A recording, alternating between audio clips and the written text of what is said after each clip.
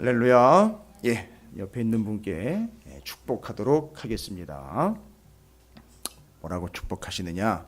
없는 것 같지만 있습니다 라고 축복하시길 바라겠습니다. 뭔지 오늘 그걸 좀 찾아내 보시기 바라겠습니다. 없는 것 같지만 있습니다. 여러분, 지난 수요일 날 말씀 혹시 기억하고 계시나요? 제가 세 가지 말씀을 전해드렸는데 혹시 기억하시는지 모르겠습니까? 고난의 의미에 대해서 제일 먼저 36장 1절부터 4절까지 정확하게, 그것은 고난도 하나님의 말씀, 곧 그걸 뭐라고 얘기 드렸죠? 두 글자로 계시. 그래서 엘리후가 아직 욥에게 해주고 싶은 말이 있었는데 그걸 하나님을 위한 말씀, 하나님의 말씀, 하나님에 관한 말씀. 그래서 그게 계시인 거예요. 오늘 본문에도 나와 있지만 하나님은 하나님 당신이 알려주시지 않으면 사람은 알 수가 없어요. 오늘 37장 23절의 전능자를 우리가 찾을 수 없나니, 무슨 얘기죠? 우리가 알아낼 수 없어요. 이거 상당히 교만하고 이단입니다. 알아낸다라고 이야기하는 사람들 있죠? 스스로 하나님의 뜻을 알아낸다고 막 이야기하는 사람들 있잖아요. 그건 아주 위험한 겁니다. 반드시 전제를 붙여야 돼요. 하나님의 계시가 아니고서는 알 수가 없습니다. 그러니까 하나님이 알려주시지 않으면 알 수가 없어요. 물론 어떤 사람은 꿈을 통해서도 알려주시고, 어떤 사람은 말씀을 붙잡다 보니까 말씀이 너무 훤하니까 꿈을 꿀 필요가 없어요. 근데 이제 상황에 따라 다 달라요. 옛날에 우리 어르신들이 배움의 수준이 좀 약하고 또 글조차도 모르시고 이렇게 신앙생활 하실 때에는요, 하나님이 알려주시는 방법이 주로 뭐였느냐면 꿈, 환상 이런 걸로 계시를 알려주셨어요. 그게 틀렸다는 게 아닙니다. 그렇다고 오늘날 그게 없어졌다는 얘기도 아닙니다. 그런데 그것이 어떤 상황, 어떤 누구에겐가 적용될 때 일반적으로 다 통용되는 건 아니라는 걸 아셔야 돼요. 그래서 요즘은 지식 수준이 많이 좋아졌고요. 많은 이들이 또 학문적으로도 기본이 되어 있기 때문에 하나님의 말씀을 붙잡고 있는 이들이 늘 그 말씀을 붙잡다 보면 하나님의 뜻을, 계시를 받습니다. 이게 왜냐하면 계시의 성경이기 때문에 이거 붙잡고 있으면 다 하나님이 계시해 주시는 거예요. 근데 이게 특별한 게 뭔가 있는 것처럼 이렇게 이상한 생각들을 가지고 있는 분들이 자꾸 이제 은사주의나 신비주의로 빠져가지고 이상한 현상을 자꾸 쫓아가는데 조금 위험스럽습니다. 말씀을 제쳐놓고 그런 걸 쫓는 건 상당히 위험한 발상입니다. 일단 말씀부터요. 그래서 말씀을 충분히 라는 전제가 필요합니다. 왜냐하면 아직도 엘리후는 욥에게 전해야 할 하나님을 위한 말씀, 하나님의 말씀, 하나님에 관한 말씀이 있다는 거죠. 그러니까 들어야 된다는 거죠. 그러니까 전제는 욥이 당하고 있는 이 고난도 하나님이 허락하신 계시다. 그렇죠? 그러면 이 계시는 내용이 뭐라 그랬죠? 그 뒤로 이어질 때 7개로 제가 정리를 해드렸어요. 고난을 통해서 하나님이, 그렇죠, 어떤 분인지를 알게 된다. 그래서 하나님은 고난을 통해서 당신이 누구이신지를 알려주신다. 왜요? 하나님을 위한 말씀이고 하나님의 말씀이고 하나님에 관한 말씀이니까. 그럼 여러분, 지난 수요일날 제가 말씀 안 드렸지만 섭섭하게 듣지 마세요. 내가 지금 당하고 있는 고난이 있잖아요. 그게 하나님을 알게 되는 기회라며요. 하나님을 알려주시는 계시라며요. 그러면 그 고난이 어떻게 해석이 되어야 되는 거죠? 고난이 하나님을 위한 고난. 내가 당하는 건데? 아니요. 왜냐하면 예수 그리스도의 남은 고난을 우리에게 채워가는 걸로 보면 나를 위한 고난이 아니에요. 주님을 위한 고난이에요. 여러분, 오늘 이게 생각과 사고의 전환이 아니라 지금까지 우리가 잘못 알고 내 방식대로 믿어왔던 것 털어내야 되는 시간이에요. 그래서 고난은 하나님을 위한 고난이고, 더 이해 안 되는 건 하나님의 고난이래요. 이게 무슨 얘기입니까? 하나님의 고난이요? 하나님은 제가 얼마나 어려운지 잘 모르실걸요. 제가 지금 얼마나 힘든지 잘 모르실걸요. 이거 맞는 얘기입니까? 틀린 얘기입니까? 왜요?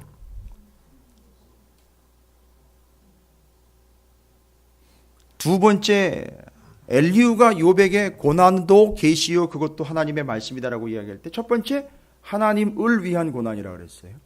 두 번째 하나님의 고난이에요. 그럼 뭔 얘기입니까? 누가 고난을 당했다는 얘기가 되는 거죠? 하나님께서요. 도대체 무슨 고난을 당하셨습니까? 하나님이요. 이게 성경 전체가 정리 안 되면 안 되잖아요. 하나님의 고난이요. 아버지의 고난. 우리 주님의 고난. 인류를 구원하기 위하여 십자가에서 고난 당하신 건요. 그러니까 지금 우리가 너무 지금 우리 방식으로만 생각을 하고 있어요. 그러니까 나만 지금 당하는 고난이라고 자꾸 이야기하고 있는 거예요. 언제쯤 이거 끝나냐고. 내가 이거 왜 당해야 되냐고 막 이제 계속 따지는 거예요. 그러니까 욥이 그렇게 따졌던 거예요. 내가 왜 이걸 죄송합니다. 쓸데없이 이걸 내가 당해야 되냐고. 나 잘 믿지 않았느냐고. 왜 잘 믿었는데 나한테 이런 고난이 왔느냐고. 나 잘 했지 않냐고. 그러면 이제 좀 풀어줘야 되는 거 아닙니까? 이거 얘기하는 거죠. 그 뒤에 담겨 있는 내용은 뭐예요? 도대체 까닭이 뭡니까? 덤비는 거죠. 제가 왜 까닭이란 얘기를 했는지 아시겠어요? 욥기가 시작할 때 까닭이 나왔어요. 이거 오늘 풀어야 돼요. 오늘 정리 잘 하셔야 됩니다. 아니 왜 내가 지금 잘하고 있는데 왜 내가 이제 이런 고난을 당해야 되는 겁니까? 다 자기 중심이에요. 다 온통. 근데 하나님은 이미 계시의 말씀을 통해서 이야기할 때 그게 무슨 말씀이냐? 하나님을 위한 말씀, 하나님의 말씀, 하나님에 관한 말씀이에요. 그러니까 이 고난도 하나님을 위한 고난이에요. 고난도 하나님의 고난이에요. 주님의 고난이에요. 주님은 당신은 고난 안 받고 너나 당해봐라? No, 절대 그렇지 않습니다. 다른 신과 같지 않습니다. 다른 신들은 우리를 착폭 내지는 학대하여 자신의 목적을 이루는 게 신이라면 하나님은 당신을 복종하셔서 당신을 쳐서 우리를 위하여 희생하시는 분이 하나님이세요. 그래서 그분의 고난이라고 이야기할 수 있어요. 그러니까 내가 겪는 고난은 나의 고난이 아니라 하나님의 고난이에요. 이미 하나님의 고난이에요. 하나님도 충분히 아프십니다. 하나님도 충분히 당하셨어요. 아들을 그냥 산채로 내어 주셨어요. 그 앞에서 함부로 내가 고난이 어떻고 저쩌고 이야기하는 건 불신앙이에요. 감히 얘기 드립니다. 그건 불신앙이에요. 그건 뭘 모르는 게 아니라 아예 믿지를 않는 거예요. 믿고 싶지 않은 거겠죠. 왜냐하면 내가 지금 겪는 게 제일 심각하니까요.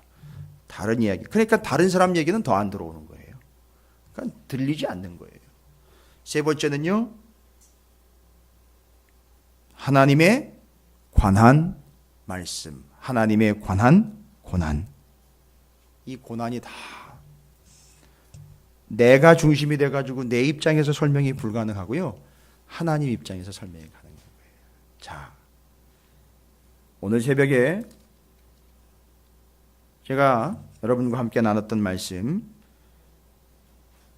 다른 복음서엔 나와 있지 않은데 누가복음에만 나와 있는 한 나인성 과부의 아들이 죽은 이야기에 대한 말씀이에요. 예전에도 제가 한번 말씀을 드린 바가 있는데 이 나인성 과부는 아들이 죽으면서 같이 죽었어요. 뭔 얘기입니까?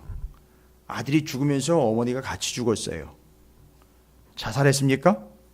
아유 이제 내 아들 놈도 이제는 없는데 나 죽어야 되겠다. 살 필요가 없겠다 해서 자살했다는 얘기가 아니죠?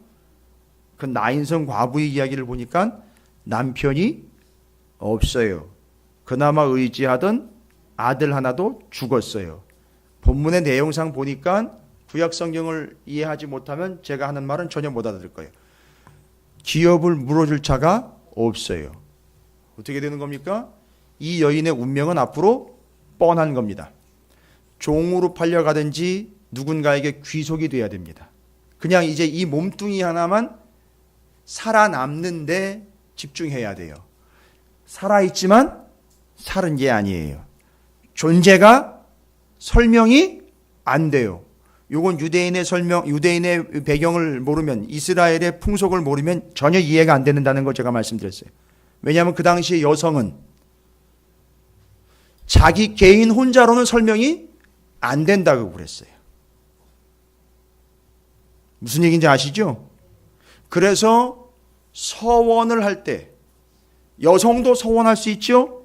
그런데 남편이나 아직 결혼하지 않은 여성일 경우에는 그 아버지가 그것을 허락하지 않으면 서원 못해요.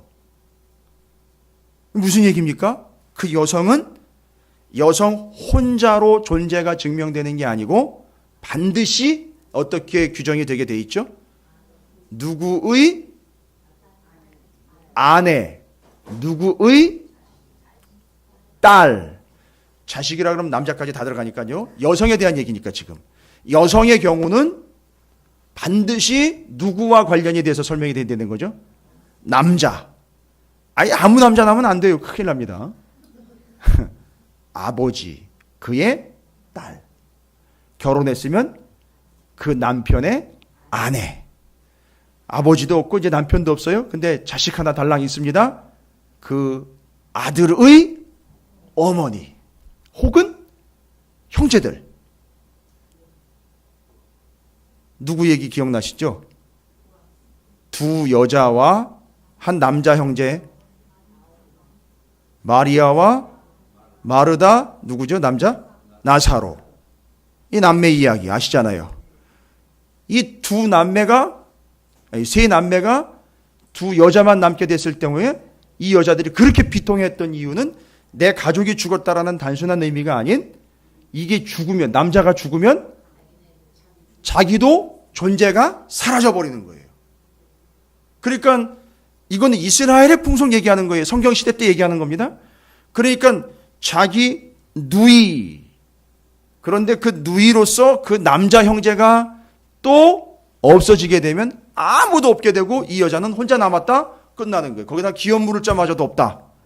그럼 이 여자는 정말 오갈 데 없는 존재가 돼버리는 거예요. 끝나는 거죠. 이게 지금 오늘 새벽 본문 누가복음의 본문입니다. 나인성 과부 이야기. 그래서 그 나인성 과부는 남편 없습니다. 남자 형제도 없었어요. 유일하게 의지하고 살던 남자 아들 하나, 남자 아들이지 뭐 당연히. 아들 하나 있던 게 죽었어요. 그러면서 자기는 기업 물을 자도 없었어요. 그러니까 완전히 존재가 없어지는 거예요. 살아는 있으나 의미상으로는 이미 죽은 거나 마찬가지. 없음의 존재. 그래서 제가 이야기 드릴 때 꺾인 갈대 되는 거예요. 주님은 어떤 주님이라 했죠? 상한 갈대도 꺾지 않는다 그랬는데 이 여인 같은 경우는 아예 자동적으로 꺾여버리는 거죠. 촛불로 치면은요, 꺼져가는 등불인 거예요.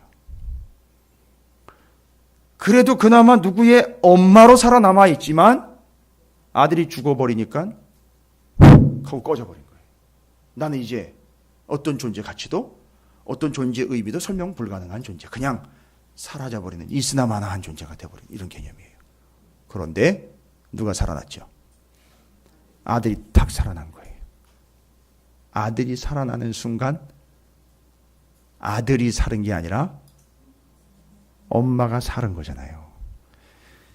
자기가 이제 자기 존재가 없어짐으로 가다가 다시 있음의 존재로 가게 된 거죠. 그게 뭘 의미하는 거냐? 여자가 남자에 의해서 규정된다는 건 성경이 얘기하는 진리잖아요. 신부가 신랑에 의해서 규정되는 거잖아요. 교회가 주님에 의해서, 우리의 신랑이신 우리 구주 예수 그리스도에 의해서 규정되는 게 교회와 성도라는 얘기예요. 신랑 신부 얘기가 장난 이야기가 아닙니다. 애들이 소꿉장난하는 얘기가 아니에요. 이게 영적인 이야기고 성경의 진리란 말이에요. 하나님이 그래서 이스라엘을 신랑 신부 관계로 언약을 맺었던 거예요. 근데 너는 왜 바람을 피우느냐, 이 얘기하는 게 그런 얘기인 거예요. 너는 잘 보십시오. 이제 정리가 돼요. 너는, 내가 무시해서 얘기하는 게 아니라 이스라엘 너, 하나님의 백성인 너희 교회 성도 너희는 내가 없으면 설명이 안 되는 존재야. 없음의 존재야. 그러니까 지금 예수 없이 살아가는 존재들 있죠. 살아서 움직이긴 하지만 존재의 의미로는 없음의 존재들인 거예요. 그들이 이걸 싫어해요. 이 개념조차도 지금 잘 모르고 있지만 매도를 한다고 오해를 하고 있기 때문에 그 이야기는 제가 구체적으로 그들한테 얘기할 수가 없지만 현실은 그들이 살아는 있으나 의미는 없는 존재들로 살아가고 있다는 겁니다. 그러니까 그 사람들은 다 삶을 살아가는 이유가 누구한테서 발견이 되냐면 자기한테서 발견이 되는 거예요. 내가 이뤄야 되니까 살아야 되고 내가 이뤄야 되니까 살아야 되고 내가 이뤄야 되니까 살아야 되는 거예요. 그런데 그 어머니를 생각해 보십시오. 아들이 죽었다 살아났어요. 그러니까 이 어머니는요. 죽었다 살아났기 때문에 자기가 이 아들내미마저 없으면 이 남자가 없으면 나는 살 수 없는 존재이라는 걸 알기 때문에 가만히 보세요. 기쁨이지만 평생을 누구를 위해 살아가는 게 되는 게 보이는 게 여러분 아시죠? 평생 누구를 위해 살아가는 삶으로 보이죠? 그건 아들내미한테 목을 매는 게 아니라 이 남자가 살아 있어야 내가 있는 거기 때문에 실상 나를 위하는 게 결국 누구를 위하는 게 돼야 되는 거냐면 예? 여기는 아들만 나와 있지만 남편 또 오해하지 마세요. 또 남편한테 잘해주라고 하는 이게 의도적인 본문으로 오해하시거나 하면 안 돼. 그 남자요. 나를 의미 있게 관계 지어주는 그 남자가 있어야 내가 존재하고 내가 그의 아내로 그의 어머니로 그의 누이로 존재할 수 있는 것처럼 그 남자를 위해 살아가는 존재가 돼버리는 거예요. 이걸 뭘 남녀 불평등의 페미니스트들이 이야기하는 그 소위 말하면 이거 불평등 얘기 아니냐, 여성들을 비하하는 그게 아니라고 성경이 가지고 있는 의미를 얘기 드리는 거예요. 평생 이제 살아가는데 이 여인은 그 남자가 죽으면 안 되는 거예요. 그 남자가 있어야 내가 있기 때문에 나는 살아가고 있지만 평생을 누구를 위해 살아가는 거나 마찬가지인 거죠. 그 남자, 나를 규정 지어주는 그 남자. 그러면 여러분 이제 딱 정리될 거예요. 우리의 영원한 신랑이신 예수 그리스도를 위해서 살아가는 것이 내가 사는 법이라는 말입니다. 그래서 내가 당하는 고난은 그리스도를 위한 고난이고 그리스도의 고난이고 그리스도에 관하여 알 수 있는 고난이라는 거예요. 너무 깊어요, 의미가. 이게 욥기서가 이증돼야 38장 하나님이 질문이 막 쏟아지기 직전까지 와야 이 정도나 돼야 이 설명을 드릴 수 있어요. 정말 욥기 끝나면은요 부담 갖지 마세요. 진짜 떡해 드셔도 돼요. 진짜로. 아무것도 모르고 욥기서에 나와 있는 친구 이야기, 엘리후 이야기 정리도 안 됐는데 순서도 모르면서 그냥 뒤죽박죽인데 거기서 쏙쏙 빼가지고 제가 보니까 진짜 욥기서는 아무도 엄두를 못 내더라고요. 안 되거든요. 제가 무시하는 게 아니에요. 이걸 다 설명을 하려면 이거 어떻게 연결을 할까요? 이거를 가운데 토막 빼가지고요. 한참 정신없이 기복신앙 얘기하고 있는데 거기서 그걸 빼가지고 본문을 설교한다고요? 예. 몇 끝에 와가지고요. 엘리후 이야기하는데 엘리후를 또 오해를 하잖아요. 새 친구들과 같은 연상에다 놓고 또 그렇게 오해합니다. 마음대로 또 자기 멋대로 해석을 해버리죠. 그리고 정 안 되니까 맨 끝에 42장이나 가서 야, 잘 참아내.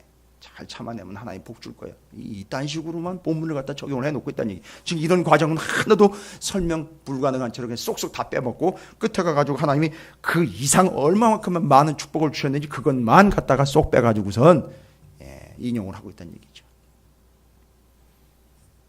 자, 제가 이게 말씀을 전해드리는 이제 본문의 의도를 좀 잘 파악하시기 바랍니다. 우리는 그래서 어떻게 설명이 되느냐 하면 하나님과 우리 구주 예수 그리스도에 의해서 설명이 되는 거예요. 그러니까 우리가 살아가지만 우리는 누구를 위해서 살아가는 존재가 되어야 되는 거냐면 우리의 신랑이신 예수 그리스도를 위해서 살아가는 존재가 돼요. 왜요? 예수가 없으면 나도 없는 거예요. 아들이 살아나는 순간 엄마가 살아났죠. 여러분 그 십자가 얘기 아니에요? 예수가 무덤에 죽었을 때 온 인류는 그냥 무의미로 가는 거예요. 아니 그렇지 않습니까? 예수가 무덤으로 들어갔을 때 이 세상의 모든 영혼은 다 무의미한 존재가 되어버리는 거예요. 그런데 죽은 줄 알았는데 예수가 살아났어요. 그러니까 예수를 믿는 자들은 주님 안에서 다시 살아나 의미 있는 존재가 되는 거예요. 그러니까 우리의 의미는 나한테 있는 게 아니라 내가 믿는 예수 그리스도에게 있는 것. 그래서 고난도, 내가 당하는 고난도 예수 그리스도의 고난인 것이고, 그리스도를 위한 고난인 것이고, 그리스도를 알아가는 고난이 되는 거예요. 이게 그래서 정리가 되는 겁니다, 이제. 그래서 나는 그냥 나 혼자 설명 불가능한 존재예요. 예수 그리스도와 직결된 관계에 의해서만 설명이 가능한 존재들. 할렐루야. 참 대단하죠. 이게 여기까지 와야 설명이 되는 거예요, 이제. 진짜로. 근데 요거는 좀 어려워요, 그래서. 그러나 어렵다고 설명을 안 하고 넘어갈 수가 없어요. 여러분께서 다 아셔야 돼요. 근데 이거는 아무 데나 가서 설명을 드릴 수가 없어요. 그들을 무시하는 게 아니라 이 전 것을 다 이야기를 해야 되니까 시간이 많이 걸려요. 잘 정리하시기 바랍니다. 그 책의 그 틀이죠. 제가 예전에 뭐 산 이야기 해가지고선 그리심산, 에발산 뭐 이런 얘기까지 다. 그리심산과 에발산은 참 그 축복과 저주의 산이니까 뒤치고, 저기 신의 산, 그죠? 그 다음에 모리아산, 그 다음에 갈보리산, 뭐 이런 이야기들. 다윗의 길, 여로보암의 길 이야기하면서 도피성으로 가는 길 이야기들로 연결을 쭉 해드렸고, 십자가를 중심으로 좌냐 우냐 이야기까지. 이게 성경을 전체적인 걸 모르면 설명을 드릴 수가 없는데, 여러분도 그걸 모르시면 그 이해가 안 되겠죠. 바로 지금 이 이야기에서 왜 굳이 그 어머니와 그 여인들은 그 남자의 죽음 앞에서 그렇게 슬퍼할 수밖에 없느냐? 바로 이거예요. 그가 없으면 내가 없는 거예요. 그게 오늘날 교회와 예수 그리스도와의 관계, 성도와 주님과의 관계 속에서 설명이 되는 겁니다. 그러면 잘 보십시오. 제가 왜 이런 얘기를 굳이 드리냐면, 욥이 당하고 있는 고난은 자기 개인적인 문제가 아니라는 거예요. 그러니까 그 결론으로 이야기하면 지금 욥은 누구와의 관계를 더욱 분명히 하고자 이런 일들을 겪고 있는 거냐 하면, 세상이나 다른 사람들과의 관계 때문이 아니라 하나님과의 관계 때문에 지금 이 상황에 들어와 있는 거예요. 욥이 고난을 당하고 있는 이유, 까닭 주님께 물어봤지만 대답하셨습니까? 대답 안 하셨습니까? 안 하셨어요. 그러니까 제가 처음에 말씀드렸죠. 까닭에 대한 이야기가 처음부터 등장을 했어요. 까닭. 그래서 사단이, 하나님께서 욥을 자랑스럽게 여길 때에 사단이 들고 나온 카드가 바로 뭡니까? 까닭이에요. 무언가 까닭이 있으니까 하나님을 그 사람이 그렇게 믿었던 거지요 라고 이야기하는 거예요. 됐습니까? 그러니까 계속 사단은 우리한테 무엇을 유혹하느냐 하면, 어떻게 유혹하고 덤비느냐 하면, 하나님을 믿을 만한 까닭, 이유를 찾게 그렇게 끌고 가요. 뭔 얘기인지 아시겠습니까? 근데 거기 나와 있을 때 그 까닭과 이유는 보상, 답, 응답, 그에 상응하는 가치, 뭐 이런 걸로 지금 제가 그때 설명을 드린 것 같은데, 그 까닭을 이야기합니다. 그러니까 바로 이거예요. 뭐 조심하라 그랬죠? 지난 시간에 뇌물 조심하라 그랬잖아요. 뇌물. 그 사람이 뭘 자꾸 이야기한다 그래요? 하나님한테 이렇게 어려운 일이 있을 때, 어떤 상황이 왔을 때 하나님 앞에 그걸로 하나님께 거래하기 시작한다 그랬죠? 내가 그렇게 해드렸는데 어떻게 저한테 이럴 수 있어요? 그러니까 그게 지금 까닭이 된 거잖아요. 내가 그런 까닭에 나는 지금 이런 고난을 당할 이유가 없습니다. 그 다음에 고난이 닥칠 때에도 그 사람은 고난을 피해가기 위해서 그런 식으로 문제를 해결한다는 거죠. 어떻게 해결해요? 하나님께 뭐를 바친다는 거죠? 뇌물을 바친다는 거죠. 내가 정성이 부족했나? 어디 점집 왔어요? 정성이 부족했나 하면서 고난 중에 어떻게 하는 거죠? 내가 혹시 마음이 조금 부족했나 싶어 조금 더 갖다 드리면 하나님의 마음이 동하실까 해가지고 까닭을 채워가는 거예요. 사단이 이걸 노린다는 겁니다. 이 까닭이요. 그래서 우리가 감히 하나님 앞에 그렇게 얘기를 해요. 지금 수두룩합니다. 그런 사람들. 까닭 없이 안 믿어요. 이유 없이 안 믿습니다. 거기 까닭과 이유는 내가 예수를 믿으면 내가 교회를 나가면 뭔가 오는 게 있어야 되는 거죠. 이 금요일 날 저녁에 여기 오려면 이 피곤하고 이 늦은 시간에 이걸 카바를 하고 난 다음에 뭔가 뒤에 따라오는 게 있어야 되는 거예요. 심각한 거죠. 그래가지고 예전에 제가 말씀드렸죠. 젊은 사람들을 대상으로, 젊은 층들을 대상으로, 그렇다고 뭐 연세 드신 분들은 안전하다는 얘기는 아니지만 젊은 사람들과 청년들을 중심으로 그 찬양 집회나 이런 것들이 전혀 효과를 못 본 이유가 뭐냐면 이 친구들이 와가지고 디리다 뛰고 방방 뛰면 난리가 났어요. 거기서 찬양 시간, 예배 시간, 집회 시간 때는 막 은혜를 받았다고 난리가 났는데 끝나고 나면 텅 비어버리는 거예요. 뭘 노린 거죠? 까닭과 이유를 노린 거예요. 그러고 나면 뭐가 채워지는 것 같은, 그러고 나면 내 안에 뭔가 들어온 것 같은 이런 느낌들, 이런 것들이 보상이 돼가지고 이게 중독이 돼버려요. 그래가지고 계속 찬양 집회만 쫓아다니는 거예요. 이해가 되십니까? 그러니까 이유를 대려는 거예요. 자꾸 내가 예수님을 믿어야 되는 이유를 대려는 거예요. 그리고 욥의 이야기로, 욥의 톤으로 이야기하면 내가 왜 이런 고난을 당해야 하는지 이유를 대려는 거예요. 하하. 정리되셨습니까? 까닭이 뭐냐는 거예요. 까닭이. 질문 첫 번째. 까닭이 뭡니까 도대체? 내가 이런 고난을 당해야 되는 까닭이 뭡니까? 그 안에는 두 가지가 들어있어요. 첫 번째, 나는 잘했는데 왜 이걸 당해야 됩니까? 두 번째, 내가 뭐가 부족했나요? 뭘 더 드릴까요? 이거 두 가지예요. 까닭이 뭡니까? 라고 이야기하는. 그러니까 고난이 딱 와요. 문제가 왔습니다. 그러면 우리는 뭐라고 질문한다고요? 하나님, 까닭이 뭡니까? 라고 물어보니까 욥이 한 가지 집요하게 물고 늘어졌던 게 바로 뭐예요? 하나님, 도대체 까닭이 뭡니까? 왜? 라고 했는데 그 속에는 본질적으로 뭐가 담겨 있는 거죠? 내가 왜 이런 고난을 당해야 하는지 이유를 말씀해 주시지요. 라고 질문해 왔던 게 욥의 일관적인 질문이었잖아요. 왜 말을 안 들으시는 겁니까? 왜 대답 안 하십니까? 라는 거죠. 근데 그 질문이 뭐였죠? 왜? 까닭, 이유가 뭡니까? 그런데 그 까닭과 이유는 누가 처음에 제시를 했어요? 사탄이 제시를 했단 말이죠. 그런데 하나님은 거기 대답하셨습니까? 대답 안 하셨습니까? 대답? 지금까지 엘리후가 등장할 때까지 하나님 대답하셨습니까? 안 하셨습니까? 38장에 넘어가도 하나님은 대답을 하시는 게 아니라 오히려 뭘로요? 38장 안 읽어보셨어요? 42장만 쏙 빼가지고 읽으셨어요?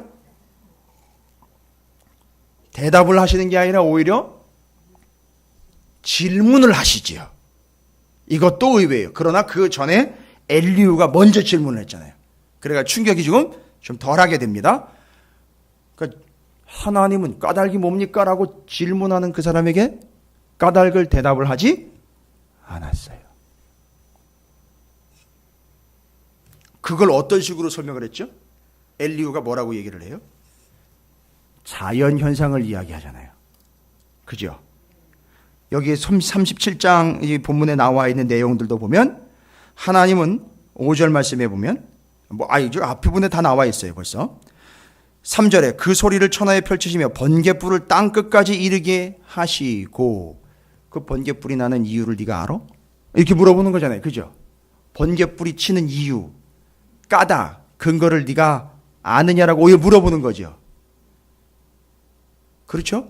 그러니까 지금 엘리후가 계속 연결해가지고 자연현상들을 연결을 해서 물어보는데, 짐승들이 땅속에 들어가 그 초소에 머물고 폭풍우는 그 밀실에서 나오고 추위는 북풍을 타고 오는데 그 이유를 네가 아느냐? 까닭을 알아? 라고 물어보지요. 자, 그러면 이렇게 이야기해 봅시다.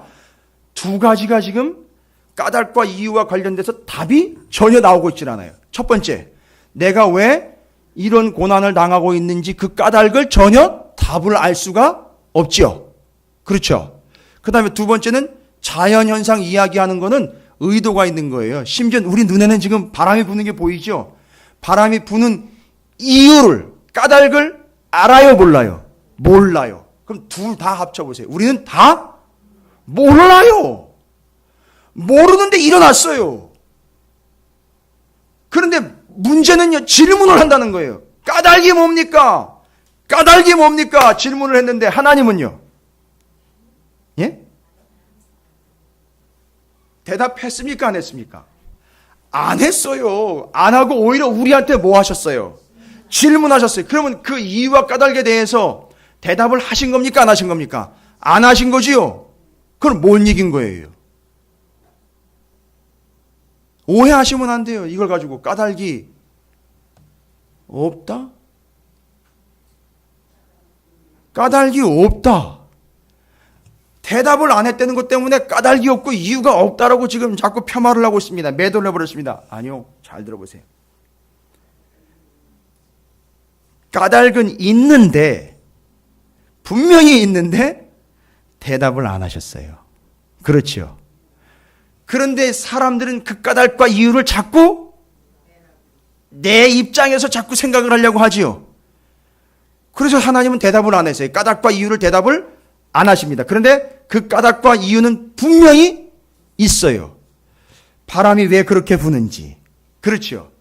왜 내게 고난이 왔는지 분명히 까닭과 이유는 있는데 하나님은 대답을 안 하셨습니다. 37장까지 왔는데도 대답을 안 하셨어요. 까닭을 몰라요. 아직도 모릅니다. 그런데 하나님은 모르는 걸 원치 않습니다. 까닭이 없는 것이 아니라 까닭이 유일하게 딱 하나라는 걸 얘기하고 있어요. 그건 뭐냐? 근거를 대는 게 아니에요. 그 까닭과 그 이유는 어떤 현상이나 어떤 상황이 아니라 그 까닭과 그 이유는 바로 나야. 이렇게 대답하신 거예요. 여러분, 여기 이제 감이 오셔야 돼요. 왜 고난을 당해야 되는지 그 이유와 까닭에 대해서 물어봤는데 대답을 안 하셨어요. 근데 그 대답의 뒤에 와가지고서 이제 결론이 납니다. 바람, 번개, 자연현상들 수두룩하게 막 얘기했는데 물어봐야, 질문해봐야 대답도 못합니다. 왜인지 알지도 못해요. 알고 봤더니 까닭이 없는 게 아니라 그 까닭이 바로 누구라는 거죠? 하나님이라는 거예요. 무슨 얘기입니까? 하나님이 지금까지 까닭을 물어봐도 대답하지 않았던 거는 잘못된 이유와 잘못된 까닭들을 지금까지 어떻게 해오신 거죠? 싹 다 정리하고, 잘못된 이유, 근거 없는 까닭들 싹 다 정리하고 오직 딱 하나의 이유와 까닭만 남겨놨죠. 바로 하나님이라는 이유와 까닭만 남겨놓은 거예요. 그러면 내가 고난당하는 이유는 뭡니까? 하나님이에요. 바람이 불고 있는 이유는 뭡니까? 하나님이에요. 이거를 누가 했느냐 하면 이걸 깨달아서 했는지 모르겠지만 저기 CCC 단체에 가면 백문일답이라는 게 있어요. 모든 질문의 답이 예수 그리스도예요. 그래서 한때 이걸 흉내내고 훈련한답시고 예배 시간에 목사님들이 많이 했어요. 백문일답이요. 그건 그냥 그렇게 나온 얘기가 아니에요. 바로 요거예요. 모든 이 세상의 어떤 이유와 까닭을 다 제거하고 한 가지 이유와 까닭만 남겨놓은 거예요. 뭐죠? 하나님, 곧 예수 그리스도라는 이유와 까닭만 남겨놓은 거라고요. 여기까지 왔어요. 지금 올 때까지 온 거예요, 이제. 그 이유는 하나님이에요. 그럼 이렇게 되는 거죠. 고난 중에도 하나님이 대답 안 하시고, 고난 중에도 그냥 끌고 가시고, 고난 중에도 그렇게 참아내야 되고, 고난 중에도 아파해야 되는 거, 고난 중에도 그렇게 살아남아야 하는 이유는 뭐죠? 하나님이에요. 고난 중에도 이유는 딱 하나예요. 고난의 이유도 딱 하나예요. 고난의 까닭도 딱 하나예요. 하나님이에요. 아, 그렇구나. 아니요. 아직 우리는 절반도 못 왔어요. 아직 우리는 절반도 이해 못했어요. 고난의 이유와 고난의 까닭이 바로 하나님이에요. 우리는 정말 넘겨짚고 자기 나름대로 해석을 해서 이 고난을 잘 이겨내면 하나님 뭔가 주시겠거니라는 이런 되지도 않는 발상들을 하는 바람에 다 실패했어요. 그런데 까닭은 딱 하나예요. 하나님이에요. 그럼 이거 어떻게 해석을 해야 되냐? 어떻게 해석을 해야 되냐? 고난의 이유, 고난을 당하고 있는 이유, 고난이 이렇게 힘든 이유, 고난이 끝이 없는 이유, 고난의 정도가 너무 세요. 하나님, 왜 나만 이렇게 당해야 되는 건가요? 다 모든 질문에 대한 대답은 딱 하나예요. 하나님이에요. 그렇죠? 그러니까 그게 뭘 결론을 짓느냐? 그 고난 중에서도, 이걸 깨달은 사람은 그 고난 중에서도 이유는 하나님이기 때문에 고난 중에도 까닭을 찾는 게 아니라 하나님을 찾는 거예요. 하나님이 이유이기 때문에. 무슨 얘기인지 아시겠어요? 이 고난이 온 까닭은 아무 다른 이유가 있는 게 아니라 하나님이 그 이유고 그 까닭이에요. 그래서 그 고난을 통해서 하나님을 찾습니다. 그리고 고난 중에 하나님을 예배합니다. 고난 중에 하나님께 기도해요. 고난 중에 하나님의 말씀을 더 붙잡아요. 고난 중에 하나님만을 사모합니다. 고난 중에도 하나님을 찾아요. 고난 중에도 하나님만 믿어요. 고난 중에도 하나님만을 진실하게 예배합니다. 이게 그 까닭이에요. 다른 까닭이 없어요. 그러니까 욥이 고민스럽고 고통스러웠는데 하나님이 대답을 안 하신 게 아니라 지금까지는 자기 개인적으로 이런저런 이유와 까닭이 있을 것 같은데라는 개인적인 까닭과 이유를 싹 걷어갔어요. 다 털어버리고 딱 한 가지 까닭과 이유만 남았어요. 그게 바로 나야. 그러니까 고난 중에도 예배해야 하는 이유가 나야. 고난 중에도 기도해야 하는 이유가 나야. 그러면 다 정리가 됐어요. 고난이 하나님의 계시라면서요. 그래서 그 고난을 당한 이유도 하나님이라면서요. 그러니까 그 고난 중에 예배해야 되는 이유도 하나님인 거예요. 다 어떤 이유와 까닭이 전혀 개입하지 않습니다. 그런데 우리는 고난이 오면 별 이상한 상상들서부터 시작을 해가지고 별 이상한 이유가 다 끼어들어요. 난리가 납니다. 난리가 나요. 죄송합니다. 저한테 오셔가지고 왜 이렇게 힘든가요? 물어보시지 마세요. 제발 좀. 제가 대답할 거리가 없어요. 그렇게 다른 얘기를 드릴 수가 없다고요. 그냥 한마디 딱 하나. 그냥 하나님이에요. 예수님이에요. 그냥 그 얘기하면 맨날 목사님 찾아가면 그냥 예수님이래. 그냥 기도하래. 그냥 예배하래. 맨날 똑같은 얘기. 똑같을 수밖에 없어요. 이유가 하나니까. 하나님이기 때문에. 아직 몰라요. 우리는. 전혀 모른다. 고난도 거기까지 안 가봤고요. 그 고난에서 오직 한 까닭인 하나님만 붙잡아 본 적도 없어요. 그러니까 저한테 물어봐야 소용도 없어요. 제가 아무리 설명해 드려도 못 알아들어요. 알지 못한다고요. 이유는 딱 하나. 까닭은 딱 하나입니다. 하나님이에요. 근데 그 전까지 우리는 뭐라고 질문했다고요? 내가 왜 이런 고난을 당해야 하는 까닭이 뭡니까?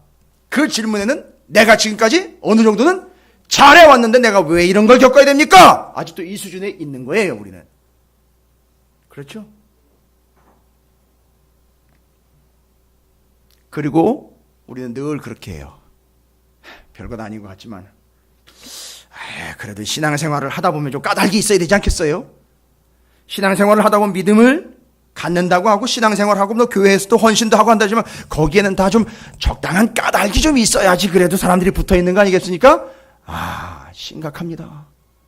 뭔가 이유와 근거와 까닭 곧 보상이나 무언가 다가오고 나한테 전해져 오는 게 있어야 신앙생활이라는 그 교회에서 그래도 내가 열심을 내고 신앙생활을 하는 이유가 되지 않겠습니까? 하고 자꾸 다른 까닭을 요구를 한단 말입니다. 신앙생활을 하는 사람들이요. 됐죠? 이게 여전히 하나님이라는 한 이유 한 까닭만을 인정하지 않고 있는 배경입니다. 근데 저는 이걸 다른 설명을 드릴 수가 없어요.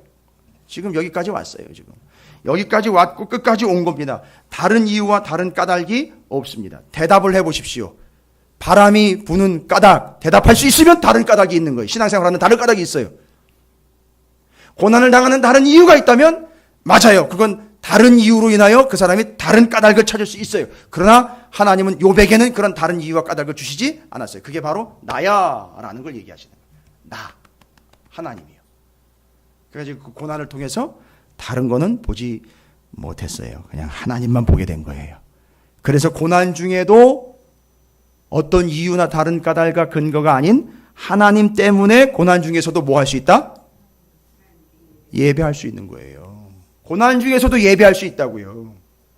그리고 우리는 고난을 당하면 무슨 까닭과 무슨 이유와 무슨 핑계가 그렇게 많은지 고난을 당하면 그때부터 뭐가 줄어드냐면 기도가 줄어들고 예배가 당장 줄어들어요.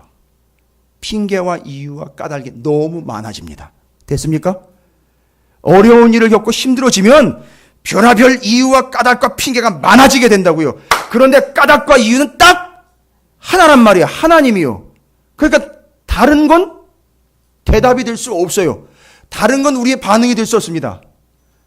고난의 이유와 고난의 까닭과 근거는 딱 하나, 하나님, 우리 구주 예수 그리스도예요. 그러니까 고난 중에서도 뭐 할 수 있는 거죠? 아니, 뭐 해야 하는 거죠? 기도해야 하는 거예요. 오직 예배해야 하는 겁니다. 끝까지 물고 늘어지는 것 하나님 한 분밖에 없다는 거예요. 왜요? 진부하세요?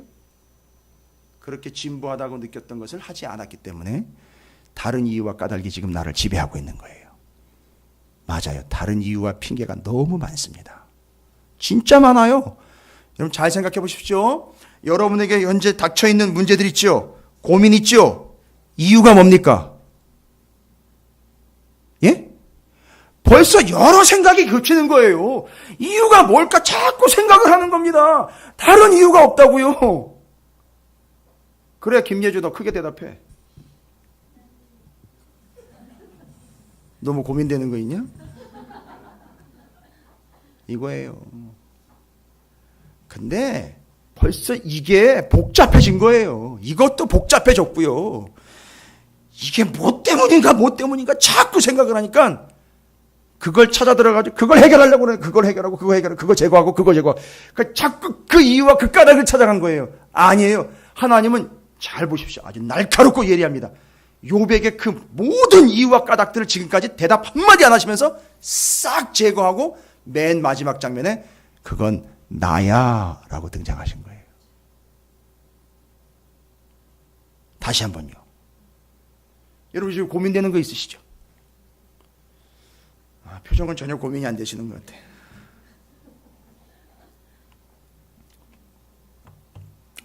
힘드신 거 있죠? 피곤하신 거 있죠? 마음에 걸리는 거 있잖아요.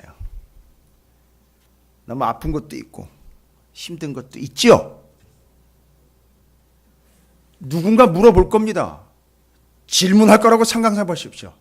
도대체 그거 까닭이 뭐라고 생각하십니까? 대답이 선뜻 안 나오는 이유가 뭐예요? 이것 저것을 막 생각해 낸다고요. 그 이유를요. 어디에서요? 내 삶에서 내가 찾아낸단 말입니다. 내가 뭘 잘못했는지를 계속 찾아낸다고요. 잘못했을 수도 있어요. 그런데 이유는 딱 하나입니다. 하나님이요. 예수 그리스도라고요. 그러니까 잘했네 못했네는 둘째인 거예요, 여러분. 그런 문제 속에서 까닭과 이유를 물으면 이유와 까닭 없이 그냥 예배하는 거예요. 이유와 까닭 없이 그냥 기도하는 거라고요. 근데 그게 이유와 까닭이 없는 게 아니라 다른 이유와 까닭은 다 제거됐고 오직 하나의 이유만 남았어요. 하나님 곧 예수 그리스도이기 때문에 그러니까 예배하러 나오는 거예요. 그러니까 기도하러 나오는 거예요. 정말 기도하러 기어 나옵니다. 사순절이니까 정말 하나님 앞에 사순절 나 죽었습니다 하고 하나님 앞에 나오는 거예요.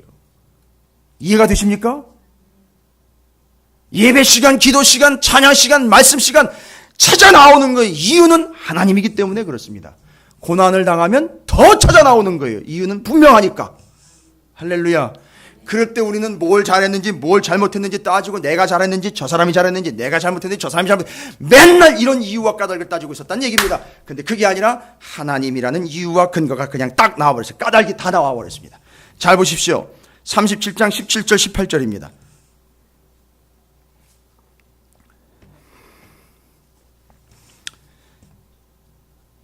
오늘 본문 말씀 37장 17절 18절입니다. 땅이 고요할 때 남풍으로 말미암아 그대의 의복이 따뜻한 까닭을 그대가 아느냐? 아는다는 거예요, 모르는 거예요? 모르는 거예요. 그걸 찾지 말라는 거예요. 이유는 하나님이 그렇게 하신 거예요. 그러면요, 따뜻한 바람을 맞으면서 뭐 하라는 거예요? 하나님을 느끼라는 거예요. 그리고 제가 시적 하나 표 쓸게요. 그 따뜻한 바람을 맞으면서 산으로 들러 왜 갑니까? 그게 하나님으로부터 온 바람이면은요, 따뜻한 바람을 맞으면서 예배하러 와야지요. 정말 말도 안 되는 소리를, 죄송합니다, 짓거리는데 답답해요. 하나님이 만들어 오신 대자연을 마음껏 만끽하는데 다 좋습니다. 좋은데 주일날 만끽을 하러 가요. 그건 이유가 다른 데 있는 거죠? 이유가 하나님이 아닌 거예요. 그 이유는 그냥 딱 하나예요. 바람이 좋은 거예요. 왜 굳이 바람이라고 얘기했느냐? 바람 타고 다니다가 바람 나는 거예요. 이런 상황이 발생이 되는 거예요. 대답도 못하면서 이유와 까닭은 자기한테서 다 찾아가지고 다 합리화시켜버리는 거예요. 자기가 지금 아픈 이유를 다 합리화시켜버려요. 그래서 합리화시키다 보니까 핑계 대고 이유를 막 대니까 진짜 이유와 까닭이요, 하나님이요, 나올 이유가 없는 거예요. 다른 거 찾아다니는 거예요. 계속 다른 거 찾아다니고 있어요 지금. 자, 되셨습니까? 그냥 우리 교회와 성도들이니까 얘기 드릴게요. 나라가 이렇게 된 이유와 까닭이 뭡니까? 하나님이라는 것밖에 답이 안 된다고요. 그러면요, 어떻게 해야 되는 겁니까? 하나님께 매달리는 것밖에 방법이 없다고요.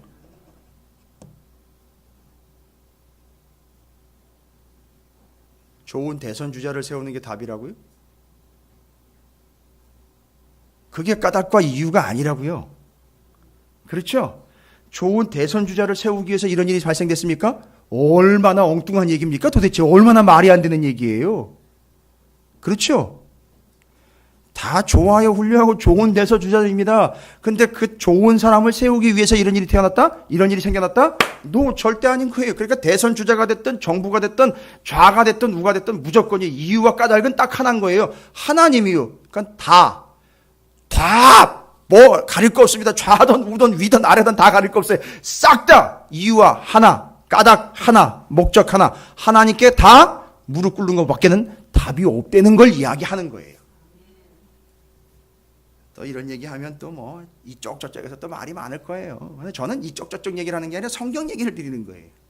욥이 지금까지요 숱한 고난을 겪으면서 하나님이 한마디도 얘기 안 하셨어요. 그럼 뭔 얘기예요? 이 세상에는, 네 주변에는 이유와 까닭이 없다는 거예요. 오직 이유는 딱 나야, 내가 그런 거야, 나 때문이야. 그러니까 고난 속에서도 하나님을 예배하는 거죠. 고난 가운데 하나님께 기도하는 겁니다. 고난 가운데 하나님을 더 붙잡고 매달리는 겁니다. 그러니까 몰라요. 우리는 모른다고요. 여기서는요, 이 세상에서는, 이 주변은, 내 주변으로는 모릅니다. 알 수가 없습니다.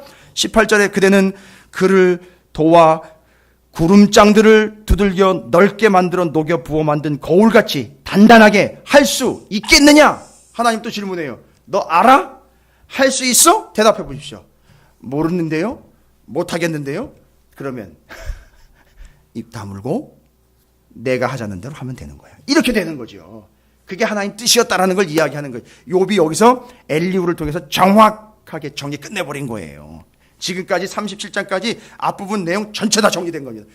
아니나 다를까 욥이 한마디도 하지 않습니다. 그리고 38장 바로 하나님이 어떻게 바통을 이어받는지 보십시오. 그때 여호와께서 폭풍 가운데, 바로 폭풍이 왜 부는지 압니까 모릅니까? 모르는데 바로 그 이유인 까닭인 하나님이 딱 등장하시는 거예요. 그래서 욥에게 말씀하여 이르시되 라고 시작한 겁니다. 됐습니까? 그래서 그 이유가 등장하는 거죠. 이유가 나타났죠. 하나님이요. 됐습니까? 그럼 이제 정리해야죠. 정리하고 기도해야죠. 그냥 오직 다른 이유와 까닭은 다 제껴야 돼요. 여러분 지금 당하고 있는 그 고난, 아파하고 있는 거, 힘들어하고 있는 거 다 압니다. 안다고 이야기하는 게 전혀 위로되지 않는다는 것도 알아요. 그래서 잘 정리를 해보십시오. 여러분 지금 그렇게 그 힘든 이유가 뭡니까? 예? 다시 처음부터 다시 해야 되겠는데. 요즘 그렇게 힘드신 이유가 뭐예요? 맞아요. 그렇게 피곤한 이유가 뭡니까? 그렇게 실패한 이유가 뭡니까? 난 실패 안 했는데, 그렇게 지금 고민되시는 이유가 뭐예요? 그렇게 죽도록 상대방이 싫은 이유가 뭡니까? 이걸 하나님한테 핑계를 댄다라고 이야기하시면 안 돼요. 그렇게 자꾸 갈등이 생기는 이유가 뭡니까? 그렇게 정말 힘든 이유가 뭐예요? 금전적으로 어려운 이유가 뭡니까? 왜 일이 안 풀리는 겁니까? 오해하시지 말라 그랬잖아요. 하나님한테 자꾸 핑계를 돌리는 게 아니라, 그러니까 이유는 하나님이기 때문에 해결책이 뭐예요? 하나님인 거예요. 그래서 하나님이 등장하셔서 답을 주실 수밖에 없는 거예요.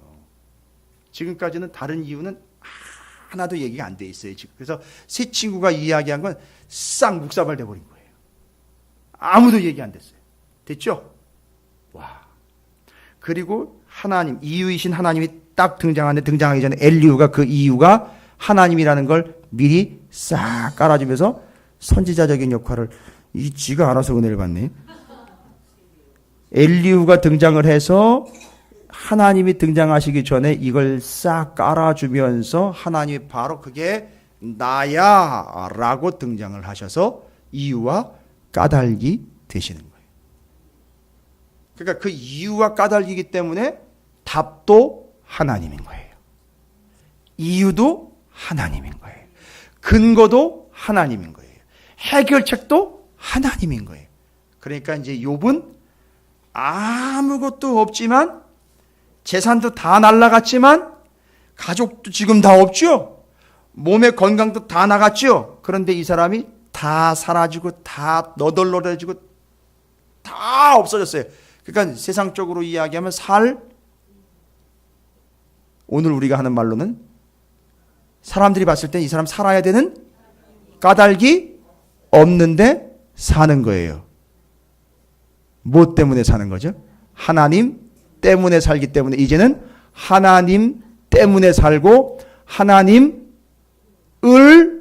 위하여 살고, 하나님에 의해서 사는 거예요. 됐습니까? 그래서 이 사람이 이렇게 살아가게 된 거예요, 이제는. 그러니까 없어도 살 수 있어요. 뭐 때문에요? 하나님 때문에. 다 날아갔지만 뭐 하면서 사는 거죠? 하나님을 예배하면서. 진짜 예배가 된 거죠? 예전에는 혹시라도 욥이 조금 잘 살 때에 하나님을 예배하러 나왔으면요, 주변에 있는 사람들이요, 까닭과 이유를 찾는 사람들은 자꾸 뭐를 이야기할 거예요? 그렇지요. 그거 된 거예요. 하나님이 뭘가 먹게 해줬으니까 저게 그 하나님한테 예배드리러 나왔구나 했는데, 지금 이제 욥이 아무것도 없고 너 몸도 너덜너덜해진 상태인데 예배하러 왔어요. 사람들이 뭐라 그럴까요? 아무것도 없네. 저 아무것도 없고 몸도 너덜너져있는데 저거 예배드리러 왔네? 하면 우습게 보는 게 아니라, 저 사람은 진짜 뭐 하러 온 거죠? 진짜 하나님을 예배하러 온 거예요. 진짜 하나님 예배하러 온 거예요. 아무것도 없는데. 세상적인 까닭과 이유는 이제는 아무것도 없는데 하나님을 예배하러 왔으니까, 와우! 진짜 이젠 하나님이 없어도 예배가 되는구나. 몸이 너덜너덜해져도 하나님을 예배하게 되었구나. 저 사람이 저렇게 된 이유는 이런 진실한 믿음과 예배가 있기 때문에 그렇게 된 거구나 라고 정리 끝내버리는 겁니다. 됐습니까? 여러분의 삶이 이런 삶이 되시기를 주님의 이름으로 축복을 합니다. 그래서 이유와 까닭은 없어요. 우리가 이제 찾아낼 수가 없습니다. 그 이유와 까닭은 그냥 없는 게 아니라, 아까 얘기 드렸죠? 그냥 하나예요. 그 까닭은 모르는 거죠. 그런데 하나님이 알려주세요. 그 이유와 까닭은 바로 하나님이라는 거예요. 그래서 없지만 예배할 수 있어요. 죽을 것 같지만 하나님을 더 붙잡을 수 있습니다. 그게 이유와 까닭이 된 거예요. 여러분에게 하나님이, 주님이 이유와 까닭이 되시기를 주님의 이름으로 축복합니다. 여러분, 그래야 사는 거예요. 그래야 우리가 개혁이라는 게 지금 이제 필요한 상황이 왔다는데, 말로만 개혁하는데 본질적인 건 개혁은 하나도 안 해놓고 주변적인 것만 곁다리만 다 개혁했다라고 그건 리모델링이고요. 개혁이라는 건 완전히 바꿔버려야 되는 건데 바뀌지가 않는 거예요. 그래서 우리 안에서 바뀌지가 않아요. 왜요? 이유와 까닭을 자꾸 주변에서, 나의 안에서, 상황에서 자꾸 만들어내니까. 까닭은 없어요. 이유 없다. 그건 이제 얘기도 안 되는 거예요. 그냥 오직 까닭은 하나님인 거예요. 요즘에 왜 대형 교회들이 문제가 되고 무너지는지 아시겠어요? 거기 목사 다 이 얘기 하지 마. 그런 얘기 하지 마세요. 그 이유와 까닭이 뭔지 아시겠어요? 하나님이요. 그러니까 그 교회도 이제는 모이는 이유가 뭐가 돼야 돼요? 하나님이 돼야 되는 거예요. 그러니까 그런 일이 생기는 거예요. 됐습니까? 왜 그렇게 존경받던 목사님들이 무너지는지 아십니까? 이유는 하나님인 거예요. 이젠 하나님께로 돌아오라는 거예요, 목사들도. 다른 게 없어요. 다른 이유, 자꾸 다른 이유를 찾아요. 제가 그때 건강상의 이유 때문에. 그건 까닭도 아니고 이유도 아닌 거예요. 그건 변명이지. 이유는 하나예요. 하나님이에요. 혹시 건강상과 몸의 불편함으로 인해서 오랜 시간 내지는 지금 현재 참 극심한 고통 가운데 있는 분 계십니까? 이유는요, 하나님인 거예요. 거기서 하나님만 이유로 붙잡으라는 거죠. 그래서 그 하나님을 위한 고통인 거예요. 그게 하나님 때문에 당하는 고통인 거예요. 하나님에 의한 고통인 거예요. 그래서 이유가 하나이기 때문에 그렇습니다. 옆에 있는 분 축복하겠습니다. 다 하나님 때문입니다. 이거는 핑계대는 게 아니라 그랬죠. 이유를 하나로 집중시키는 거죠. 근거를 하나로 집중시키는 거죠. 다 하나님 때문이에요.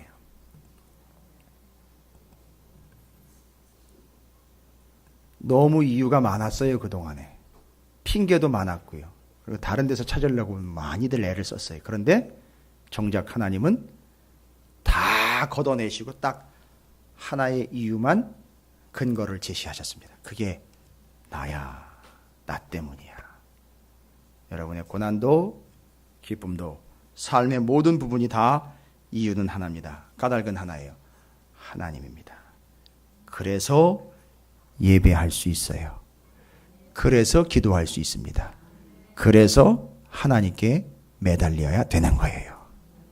욥이 그것 통해서 38, 39, 40, 41장 끝에 42장에 그 하나님이 그전에는 이유가 될 수 있었던 것을 그 다음에는 하나님이 복으로 주신 거예요. 할렐루야. 그래서 이 뒤에 받은 복은 기복신앙이 아닌 거예요. 그래서 뭔 얘기인지 아시겠습니까? 그 전에 받아버렸으니까 기복신앙이 돼버린 거고, 이걸 이유가 딱 하나 하나님으로 딱 결정되는 순간 그 뒤로 받은 게 진정한 복이 되는 겁니다. 크기를 보면 뒤에 받은 게 어마어마합니다. 여러분 복 받으시기 바랍니다. 요 뒷부분만 들으면 야, 김 목사 많이 갔네, 맛 많이 갔네 그럴 수 있는데, 이게 정리가 돼야 진짜 이제는 복을 마음껏 얘기할 수 있는 거예요. 절대 그 앞부분에 있었던 사람들한테 절대 저는 얘기해 주고 싶지도 않고 그럴 자격도 없고 축복한다고 되지도 않습니다. 그런데 이 뒤로 정확하게 이유가 하나님 되어버린 그 사람은요, 하나님이 어마어마한 복을 주실 수밖에 없어요. 그 사람 평생 오해 안 하니까요. 할렐루야. 없었을 때 해도 그냥 하나님을 진창 예배했으니까 갖다 안겨주니까 더 할 것 같죠? 아니요. 더 하지도 덜 하지도 않아요. 초지일관 그렇게 가는 겁니다. 여러분 모두가 다 그런 삶과 인생이 되시기를 주님의 이름으로 축복합니다. 까닭은 없는 게 아니라 하나의 까닭만 있습니다. 오직 하나님이에요. 오늘 우리가 왜 찬양해야 하는지 이유도 하나예요. 이번 주일날 왜 우리가 예배해야 하는지도 하나예요. 왜 우리가 헌신해야 하는지도 하나예요. 이유는 딱 하나입니다. 까닭은 딱 하나예요. 단 하나, 오직 예수라는 대답이 이제 그래서 나오는 거예요. 그래서 백문일답 아까 얘기 드렸죠? 그게 여기서 나온 거예요. 이게 정리 안 되면 그거 맨날 훈련해봐야 소용도 없어요. 그냥 쇼에 불과한 거지. 이 진정한 의미를 여러분이 아셔야 됩니다. 여러분이 바로 그 이유가 하나인 오직 하나의 연 하나님을 온전히 섬기며 예배하시고 기도하는 귀한 시간 되시길 바랍니다. 자, 그래서 오늘 우리는 그렇게 기도할 거예요. 이유가 딱 하나기 때문에, 하나님이기 때문에 고백하십시오. 그리고 인정하시고 욥처럼 받아들이셔야 돼요. 아, 내가 그렇게 겪게 된 이유가 하나님이었습니다. 감사합니다. 그 이유가 하나님이었습니다. 그 까닭이 하나님이었습니다. 인정하시고 그 다음에 오직 하나의 이유 되시는 하나님께 정말 박박 기면서 통곡하시면서 기도하세요. 이제는 알았기 때문에 하나님께 붙잡고 매달려야 돼요. 이유는 하나님밖에 없습니다. 근거는 하나님밖에 없습니다. 죽기 살기로 매달리셔야 된다고요. 우리에게 다른 이유가 있겠거니라는 여유가 조금 생기니까 하나님 앞에 조금 덜한 거예요. 뭔 얘기인지 아시겠어요? 아직은 그래도 여전히 좀 뭔가 남겨놓은 것 같은 무언가가 있으니까 다른 이유와 까닭거리가 조금 있을 것 같으니까 하나님한테 죽기 살기로 매달리지 않았던 이유가 다 있는 겁니다. 욥은 절대 다른 이유를 찾을 수가 없었어요. 하나님밖에는 다른 이유를 찾을 수가 없었습니다. 그걸 잘 감안하시고 오늘 말씀 기억하시면서 뜨겁게 좀 기도했으면 좋겠습니다.